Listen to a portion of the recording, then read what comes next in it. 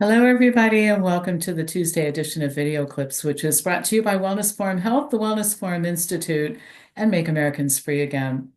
Our membership drive continues. We are super serious in marching forward toward a better healthcare system based on informed principles, which is affordable and works for consumers and providers. So we're building our membership. That's the only way this ever gets big enough for lots of clinics and our own payment system and that sort of thing. So if you join now, you get a gift certificate for the dues you pay, and you can apply that to a number of things, including our upcoming Food Over Medicine retreat. It's an annual event that will be held May 2nd, 3rd, and 4th this year.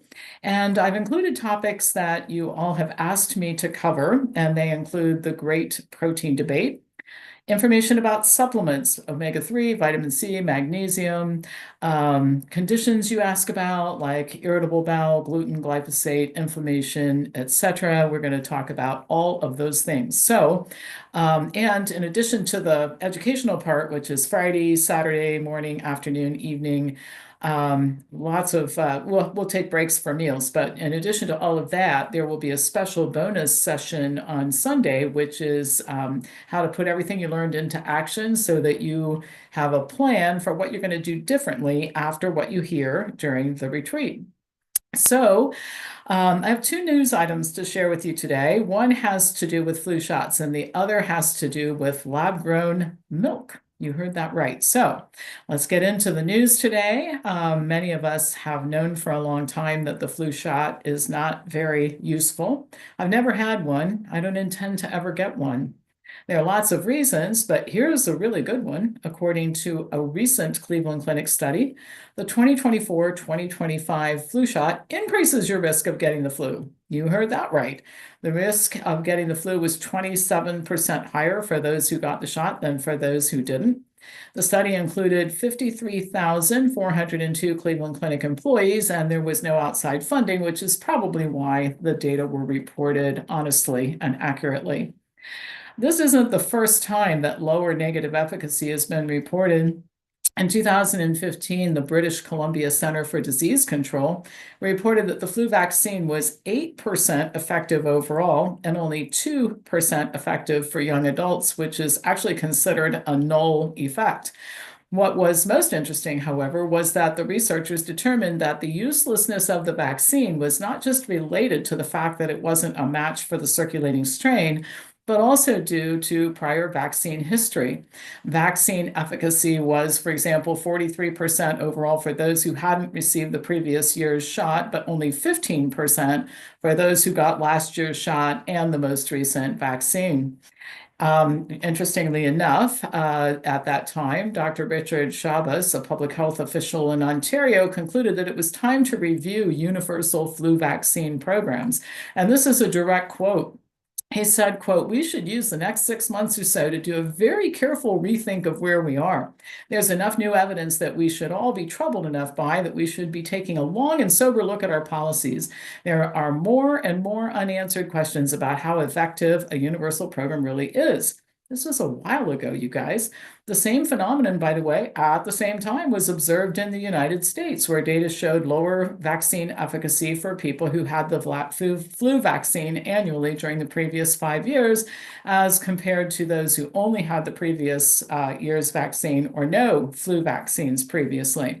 Vaccine efficacy was estimated to be about 24% for children 0 to 16 years of age, 16% for adults 18 to 49, and only 23% for adults 50 and older.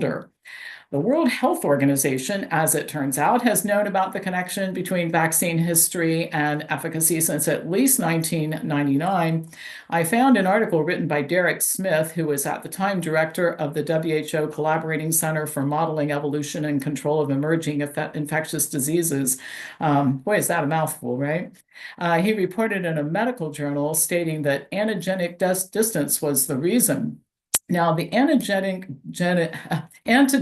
distance hypothesis refers to the similarity or lack thereof between last year's and this year's virus. So the closer the two tend to be, the less effective the current vaccine tends to be.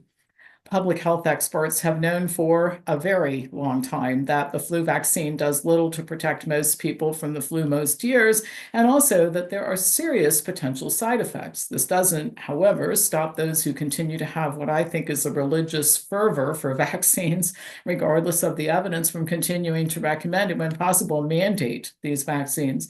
Of course, we've all watched the most extreme version of this during the COVID debacle, when public health and the medical profession turned a blind eye to the massive numbers of breakthrough infections and injuries and deaths. Not only did they continue to mandate the shots, but they marginalized anybody who refused to go along. We were called conspiracy theorists and COVID deniers, and some names that I really couldn't repeat in good company in a video like this. So the best advice I can give you in response to this is, whatever public health and the medical cabal say, do the opposite. That's what I do. And I think it's one of the reasons I'm medication and disease free at almost 69 years of age. I've just stayed away from all of them.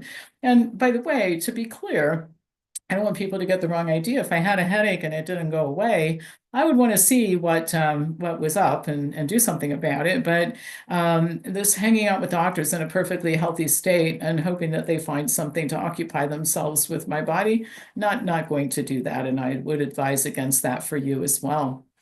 Okay, huge new announcement. We haven't had a new product from the Wellness Forum Kitchen in a very long time.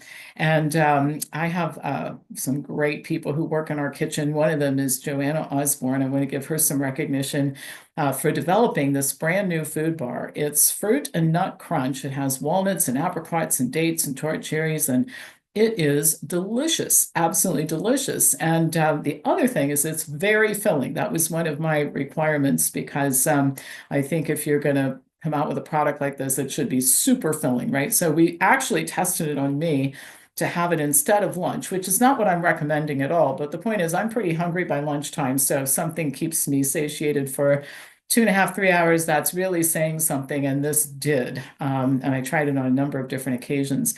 We're selling them in boxes of 8 for $3.50 each, so it's $28. And we'll be taking orders and probably starting to ship them next week. So you should get some. They're super great. All right. I really, really like them. All right, so the next item, kind of shocking to me, really. I had no idea this was going on, but it has been for a long time. It has to do with lab-grown milk. Boston startup Brown Foods recently announced a new product called Unreal Milk. It's a product that uses mammalian cell culture, and the founders claim that it replicates, that's how they get it started, it replicates the nutrition, taste, and texture of real dairy. And you can use it to make it into an alternative butter, cheese, ice cream, anything that includes milk as an ingredient. The biggest selling point is it reduces carbon emissions by 82%, water use by 90%, and land use by 95%, and it doesn't rely on livestock. The company plans to start consumer taste tests this year, and then they want to launch the product into the marketplace in 2026. According to co-founders Sohail Gupta, the company can use the same technology to produce milk of any species, including human milk. You heard that right, human milk. I don't really know what to say about that. It might have some potential applications for people who adopt babies and can't breastfeed, but I think I might cool your interest in it when I tell you the rest of this. So first, Brown Foods has competitors, which include Remilk and Perfect Day, and there are startups popping up all over the world. They expect that this is going to become a multi-billion-dollar business. It already is, actually. Not everybody's enthusiastic about this development, and one of the reasons is that there are almost certainly substances in these products that we don't know about. According to testing performed at the Whitehead Institute for Biomedical Research at MIT, Brown's milk replacement product is structurally identical to conventional milk and contains all of the same dairy proteins, milk fats, triglycerides, and carbohydrates. But John Fagan, chairman and chief scientist at the Health Research Institute, says that there are not 92 unknown compounds in synthetic milk, and he says that these should be investigated for safety by agencies like the FDA. None of them have been as of yet, and there's no requirement that any type of notification or disclosure of this be placed on the label. And we know that the FDA is pretty industry friendly, so they may not ever do anything about it. According to FDA, beta-lactoglobulin is a proprietary protein used by Perfect Day to manufacture its products, and it has generally regarded as safe status. The company uses a process called precision fermentation. I want to back up for a minute. It's important to understand that GRAS, or generally regarded as safe, means that it's never been tested, but we're just going to assume it's okay because it either is something that's been used or it looks like something that's been used. So I don't want you to think, if you're new to this, that this means it's safe. It just means that we'll assume so, right? Well, the company this company Perfect Day uses a process called precision fermentation, which uses microorganisms to produce specific ingredients. The microorganisms are programmed to be production factories. So another term for this is genetically modifying a protein. Perfect Day's product, by the way, is already in over 5,000 stores. So when I said earlier that this is going to be a multi-billion-dollar market, it's already on its way to that right now because the products are being sold in stores. Now, here's an interesting question that I think we need to ponder. RFK, who is now head of the Department of Health and Human Resources, has pledged to do a number of things, including going after ultra-processed foods and to rid the U.S. of ingredients like seed oils and food dyes in packaged products. So, is fake milk an ultra-processed food? Should RFK go after this product line? And then what about plant milks like almond milk and oat milk? They're also highly processed and they contain ingredients like mineral and vitamin blend and guar gum and gellan gum. Perhaps we get rid of all of these products and drink the real thing, cow's milk. It seems that the more that government gets involved in things, the worse they get. And this might turn out to be more grief than benefit, depending on how it all goes. But I'm interested in what you think. If you are interested in sending me an email about it, I'll choose the most interesting responses to read during my Tuesday video next week and send a gift certificate to those who write something that I think is worth reporting. So if you have some commentary about this, I'd love to hear it. It's an emerging technology. And in fact, at our Food Over Medicine clubs last year, we had a very robust discussion about lab-grown meat and the controversies associated with that, because while it does save the environment and all that sort of thing, there are secret ingredients in lab-grown meat as well that are very concerning. And I don't know about you, but I like to know what I'm eating. And one of the nice things about eating whole foods is you know exactly what it is. We all know what tomatoes are, and corn, and lettuce, and potatoes, right?